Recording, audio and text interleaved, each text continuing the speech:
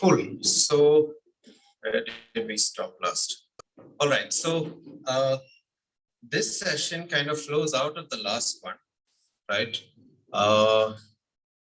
But this one in particular is not going to be comfortable at all. And it's not meant to be, right? I'm not here to tickle your ears and, make you all feel happy all the time. But the reason it's not meant to be is largely because on one hand, I deeply care for all of you. And more than that, God cares for each of you much more, right? So session 2, we by nature. Does anyone know where this is pulled out from? It was read during worship. Can someone read Ephesians chapter 2? Actually, wait, I'll tell you what. We'll read it in a bit, but keep Ephesians 2 ready. Okay, does anyone remember what we saw in session 1? Right, what is God's greatest treasure? Yeah, his glory himself, right? And what does he do with his glory? Right, so is God selfish? No. If he's loving, he's not selfish, right? Let me put it this way. God's greatest treasure is God himself, God's glory.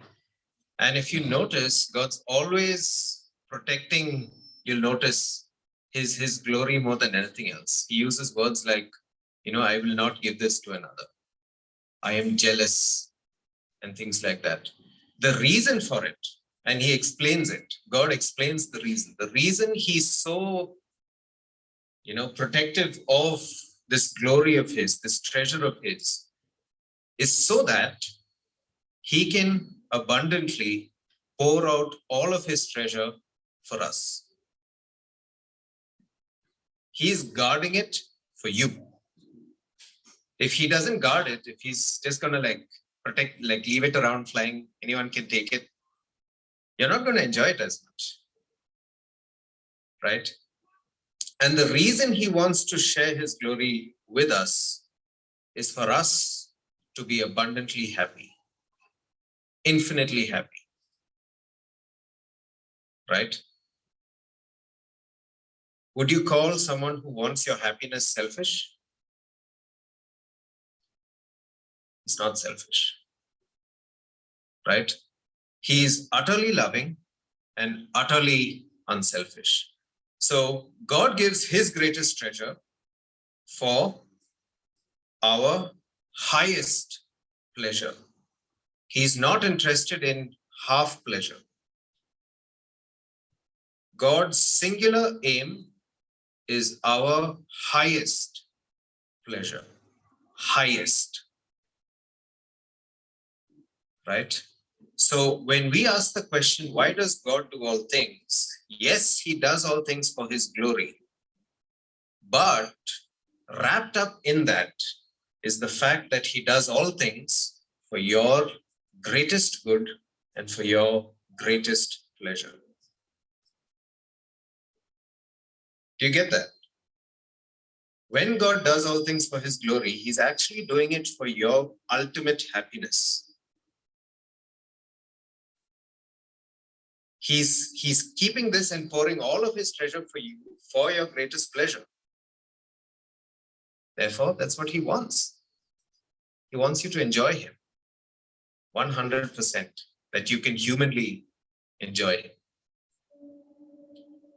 And so God's desire, his heart, is always our greatest, highest pleasure. And that pleasure is found only in him, right? Anything less is never going to satisfy.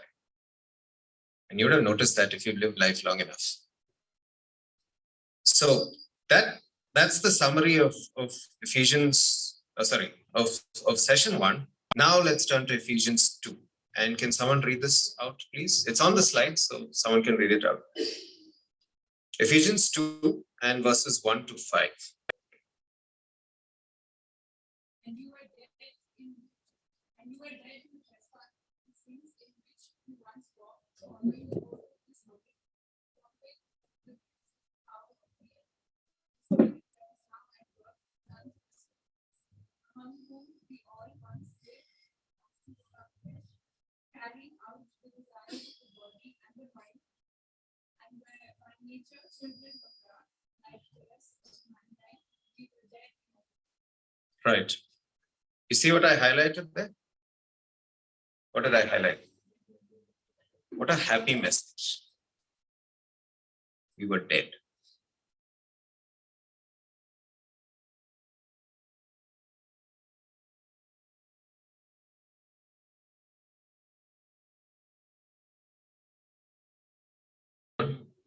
Wild guesses.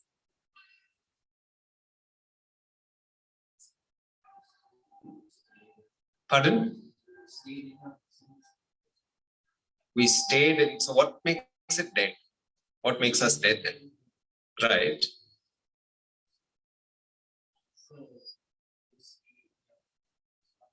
Right. In the sense that if you're dead, you can't live, and so you can't come out either. Is that what you're getting at? Right. Cool. But take a look at this, okay? Did you see what we do when we're dead in our trespasses?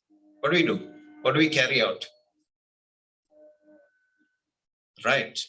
Can you guys at the back hear what's being said up front? Okay. What we do when we are dead in our trespasses and sins is that we carry out the desires of our body and our mind.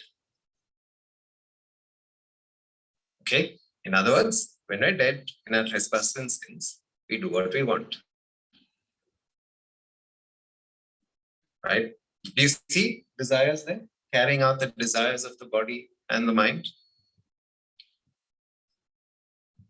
And if that makes us dead, it means there is something drastically wrong with what we desire. Our desires are messed up. When I talked about, for example, in session 1, when we talked about and when we saw, here is a God who's offering us highest pleasure, how many of you can truly say that we find our highest pleasure in God? Scary, right? Our desires are messed up.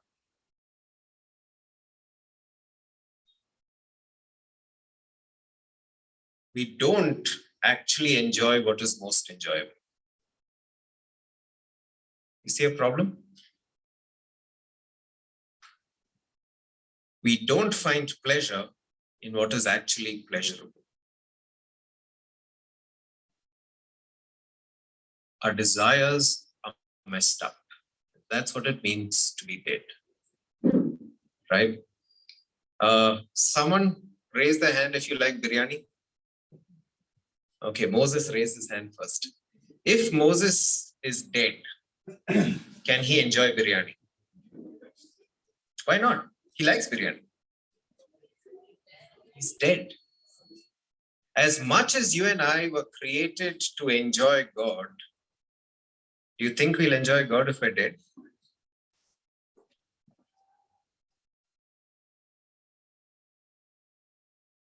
How can we taste delightful biryani if we're dead?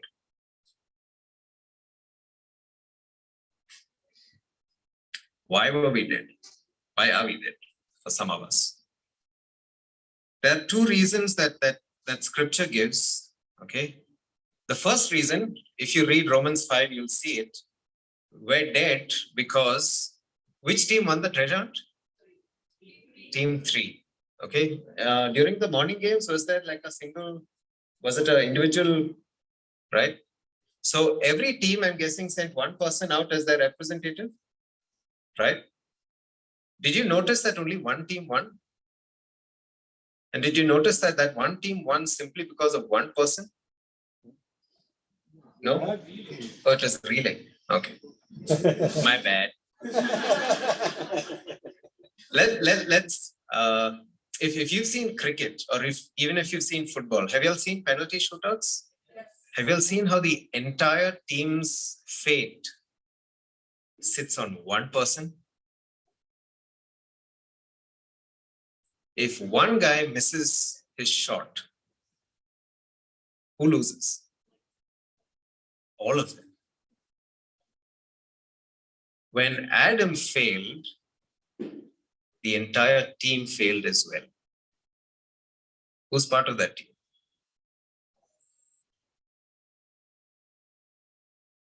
You might feel like, okay, let's see. Romans 5, right? I just pulled out the convenient bits, okay? But if you're a good Bible reader, you'll read what's in between as well. Anyway, Romans 5, 12 to 18, you see sin coming into the world through one man.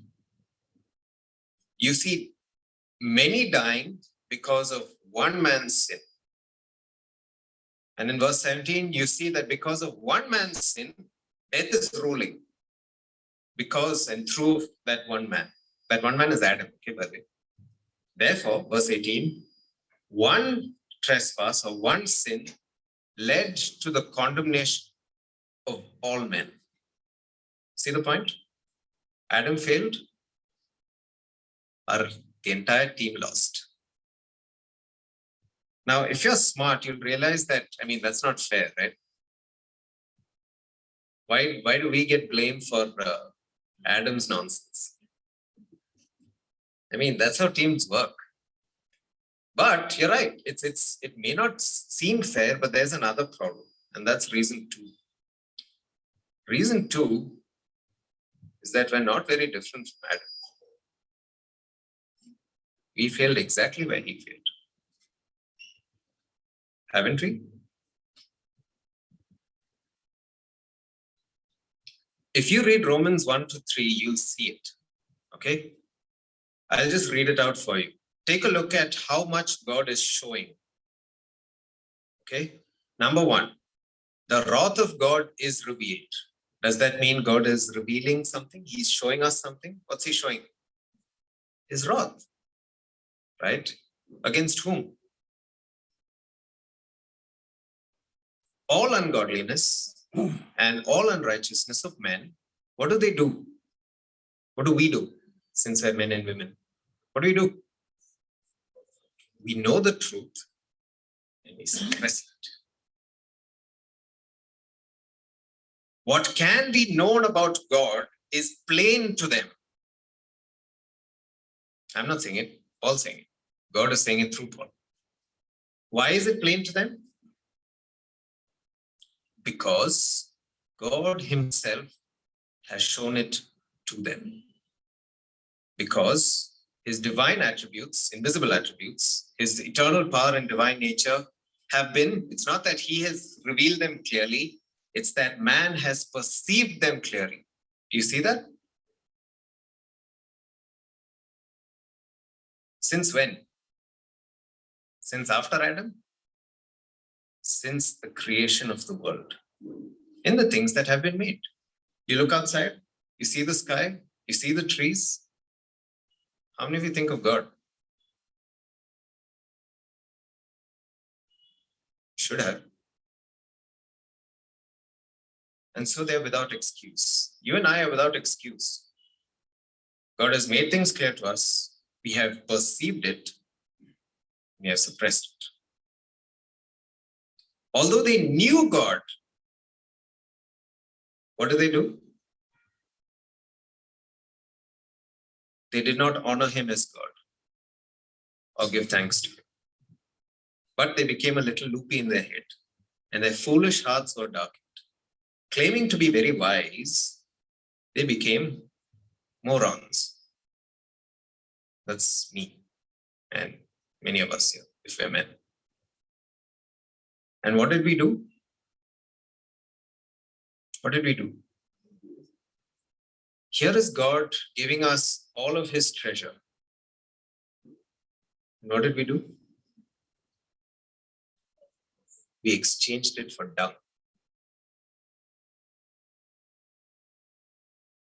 Do you see what happened? Who did that? Adam? Yes, but so did each of us. God has revealed himself in his wrath. God has revealed himself in creation, and he doesn't stop there.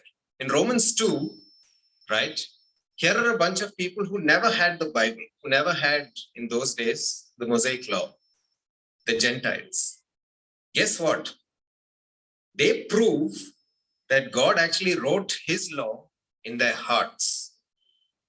So God has revealed himself in his wrath. God has revealed himself in creation. And now for those who don't have God's word, God has taken the extra step to put it in their hearts. That's not it. There's a fourth category. There's the Jew. Those who have God's word. What do? They take God's word and they break it. And God has to say the name of the Lord is blasphemed among others because of you. God has revealed himself in his word. God has revealed himself by putting his word in hearts of those who don't have it. God has revealed himself in creation. God has revealed himself in wrath. And what do? We see all of God and we tell him to shove off. He gives us all of his treasure and we tell him to get lost.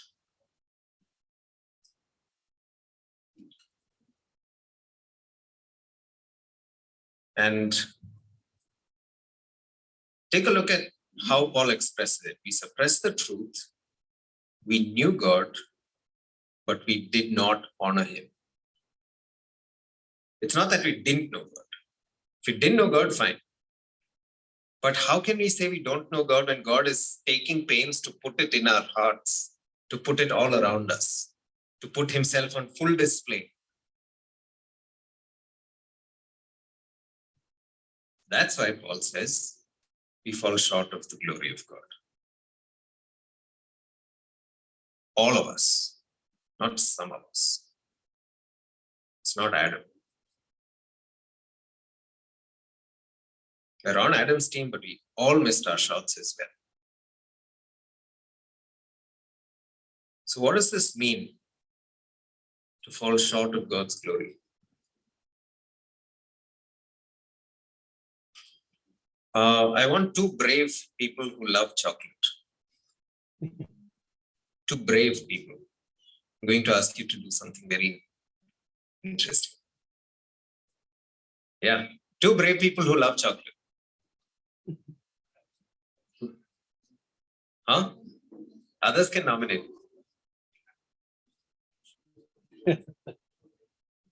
Yeah, Eugene, you can pick someone else.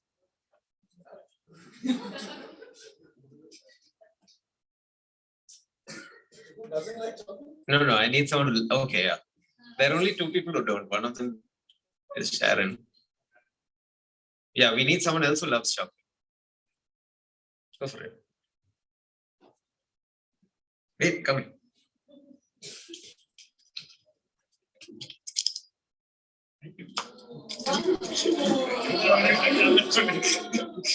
Wait. Hold on.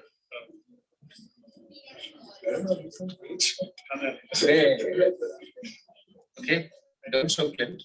Read it.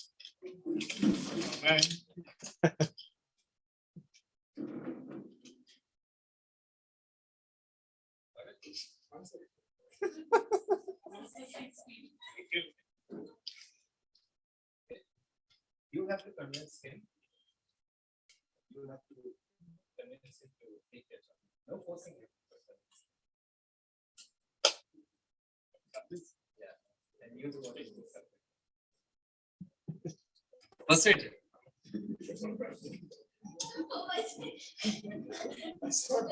There was one more thing I told you to do.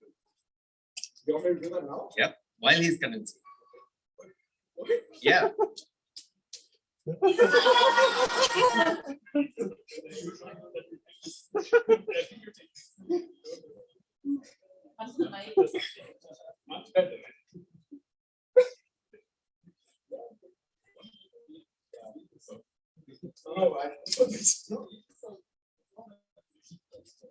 Okay, done. Do you know why Clint failed? Eugene? Yeah, you can have that.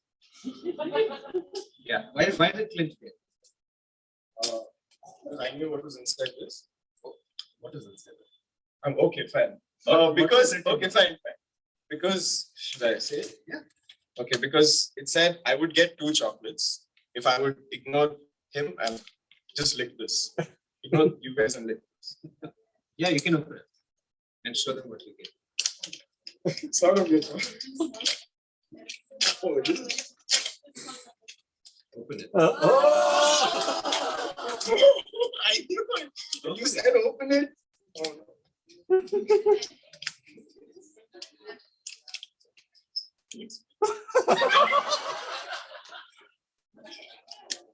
That all of the Yeah. Anything else? That's it.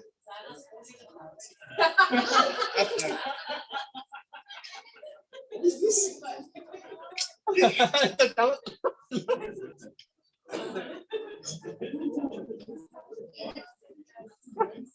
Eugene, how disappointed are you? You're talking on our behalf. But how disappointed are you? Why?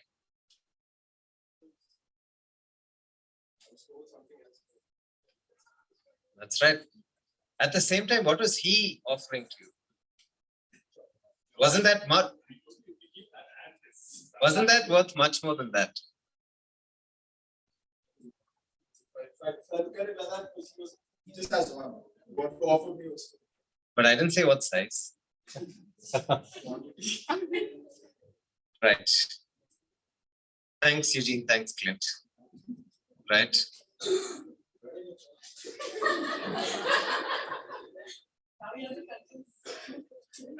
Now you begin to see what the devil is up to. Here is God offering genuine chocolate.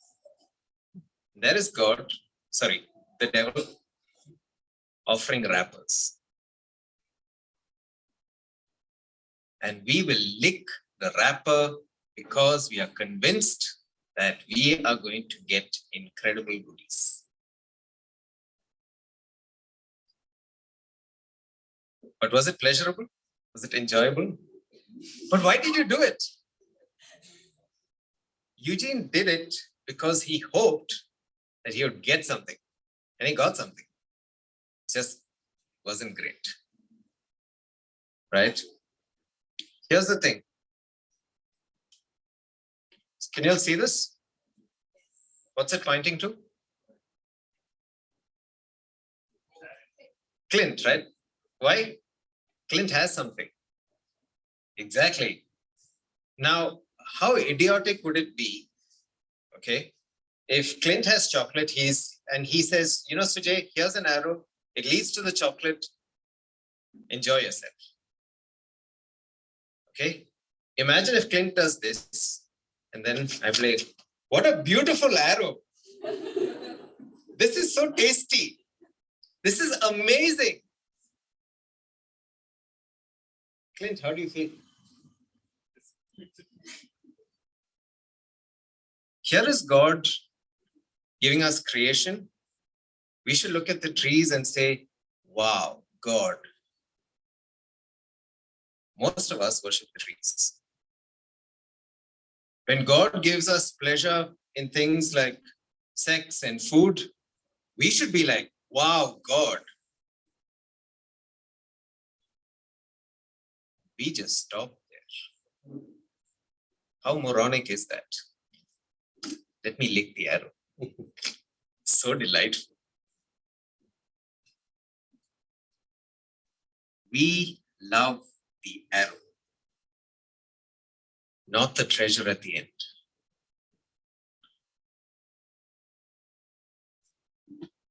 And what does that mean to the person giving the treasure? Imagine someone gives me a check, a blank check, and I take it and frame it. How would the giver feel? I'm like, hey, that's such a beautiful check. It's blank. It tells me how much you love me. Doesn't it? What does it tell the giver?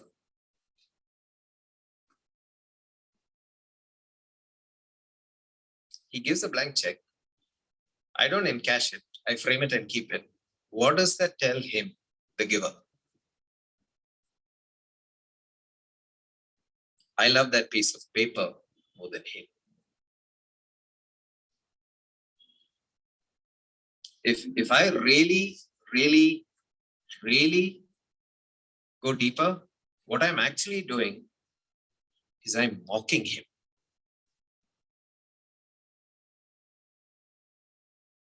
Just like Eugene ended up doing, well, not his fault.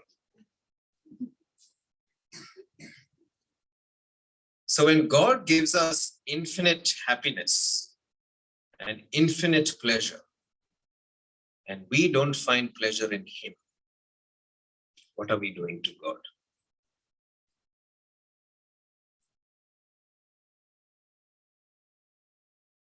We are mocking him.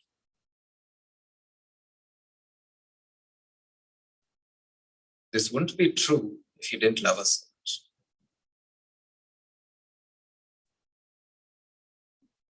Not be true. It's precisely because he gives us so much, and we colloquially give him the finger instead. We mock him.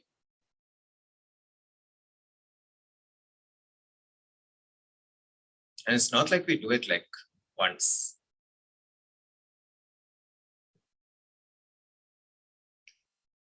C.S. Lewis says it really well. God, I'm paraphrasing, you can read the quote there. God's issue is not that our desires are very strong. God's issue is not that, we shouldn't have fun. God's problem is that our fun is so lame. Here he is giving all of himself, and I prefer cow dung. I find pleasure in it. That's God's issue. He gives us all of himself, the greatest treasure in the universe. And I'll be like, no, thank you. I like this dung. It's beautiful. It's delightful. Its texture is so nice. What you have is nothing compared to dung.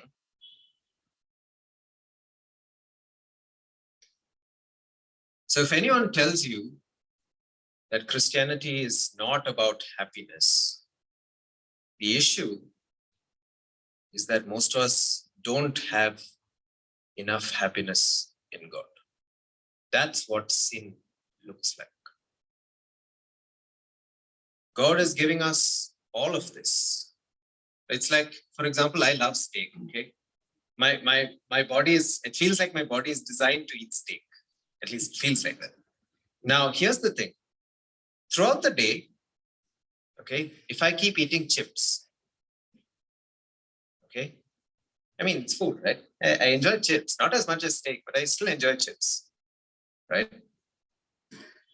At the end of the day, let's just say Sami comes home and says, let's just go out for a day. Let's go have steak.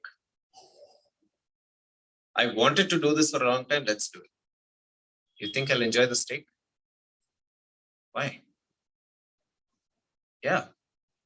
My tummy is full of junk. Isn't that what we do? We don't sin, but we snack every day at the table of the world until we have zero appetite for God.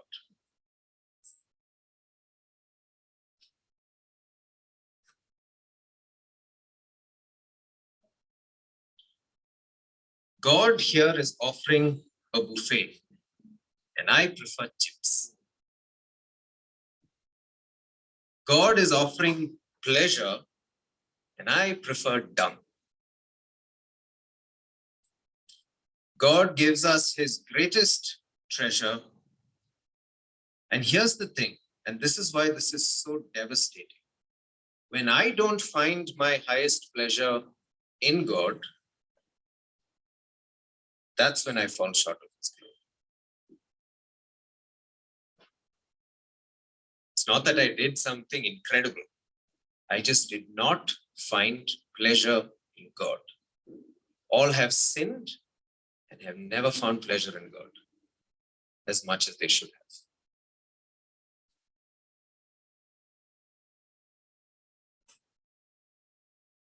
That's what sinning is. So, if I made a mockery of God like that, constantly, every day, not finding pleasure in Him, what do you think I deserve?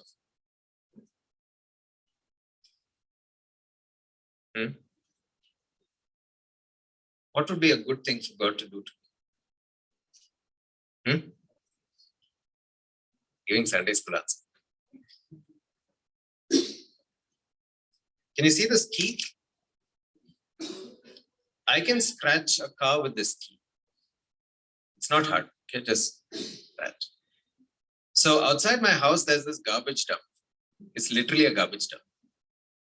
Let's just say I find one old nonsense, like an old dilapidated auto rickshaw sitting in that garbage dump. What would happen if I scratch that auto rickshaw with this? Just a little bit. It's abandoned. It's in a garbage dump. I just scratch it. What will happen? Will I get sent to jail? Why not? Yeah, it's worthless. What if I do the same scratch with the same key to a Ferrari?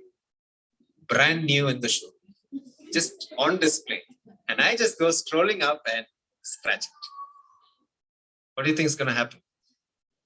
The same scratch, it's the same key. What's going to happen? I'm doomed. Now, here's the thing. If I scratch just a tinky Ferrari with that key and have to deal with consequences, how much more value does God have? And how much have I been scratching? Just a little bit.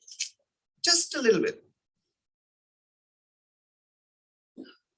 It's not in how much we scratch. It's in who we've gone and scratched. We've gone and made a mockery of the most precious thing in all the universe. What do you think we should get? What should the salary be? What does God owe us?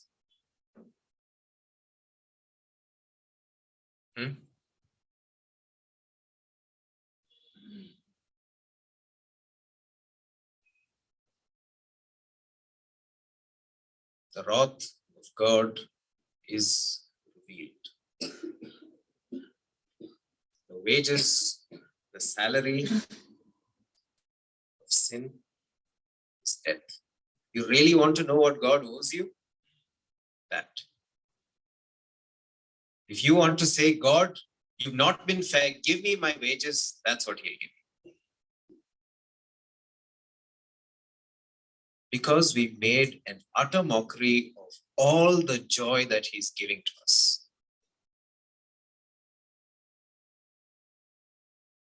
And the reality is, God actually gives us what we want. We don't want Him. He says, at the end of it all, if you really, really, really don't want me, you're not going to get me. That's what hell is. This is 2 Thessalonians 1, 9 and 10. Paul is describing hell and those who go to hell. They will suffer the punishment of eternal destruction away from the presence of the Lord. You remember Psalm 16:11? What is found in the presence of the Lord? It's there, bottom. Fullness of joy, pleasures forevermore. When I make a mockery of God, when I prefer dung, God says, for all eternity, you will have dung.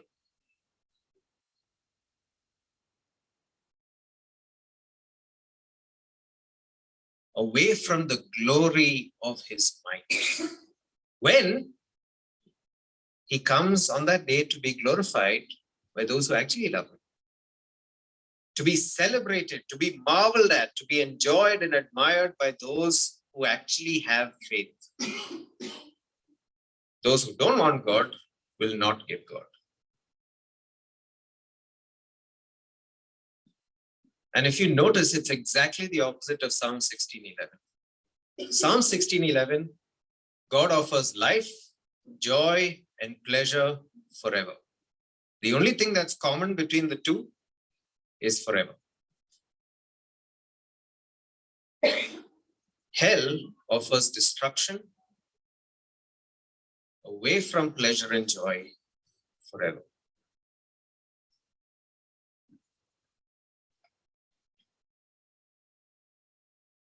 And here's why it's so important. The reason sin is so disgusting is because God is so enjoyable.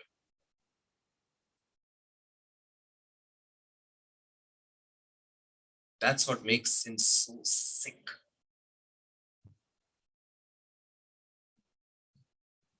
God gives his greatest treasure, himself. And he wants our highest pleasure.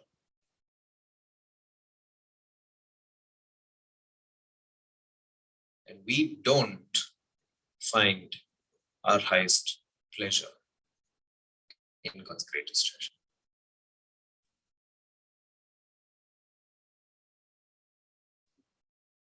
It's not once, it's constantly. Think about it. How much of God did you think about today? How much did you enjoy him today? Every single moment that I did not enjoy him, I did not glorify. Every single moment, I gave a little scratch on an infinitely valuable God. Not one day, for several years.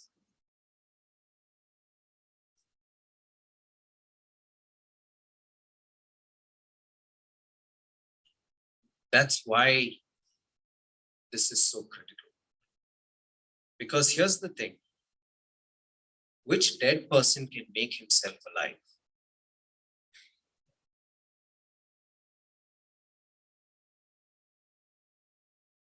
Which dead person would even want biryani?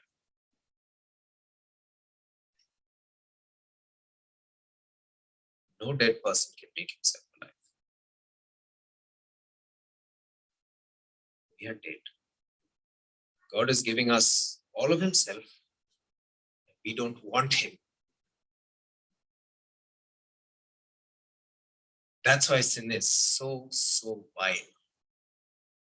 That's why there is hell. Because we want it. We don't want God. There you go. What to do?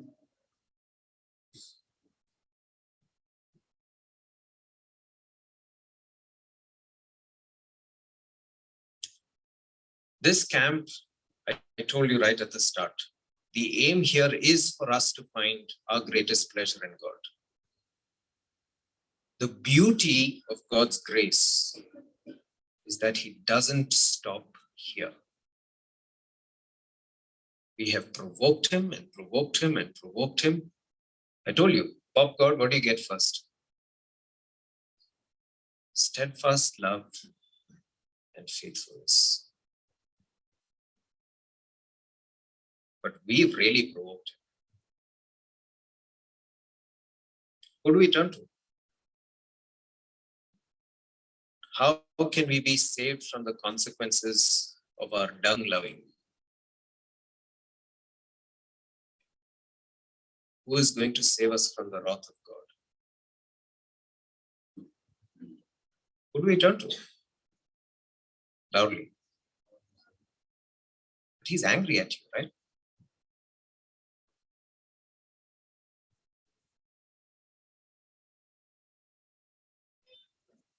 Think about this. It's interesting that in our helplessness, in our deadness, we have nowhere else to go but the very person we've offended. If you really want to see God's grace and God's love, take a look at how he responds. Okay, that's tomorrow. But the point for this session is simple. We don't at all find pleasure in God's greatest treasure. God wants us to have pleasure, but we don't.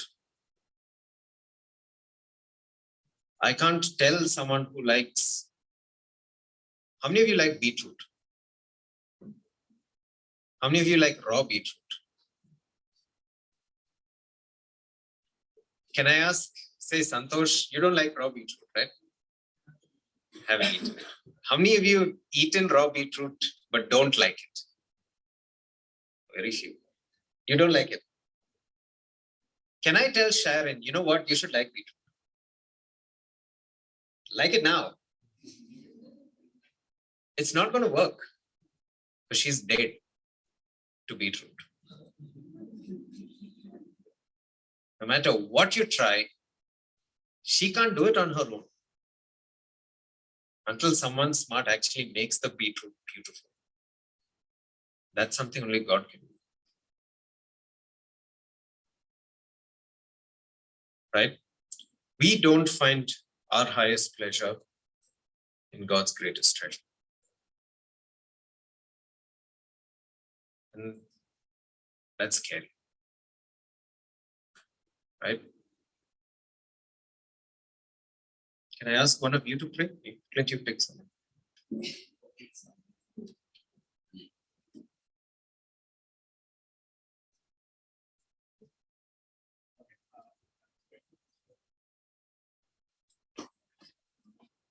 Let's pray.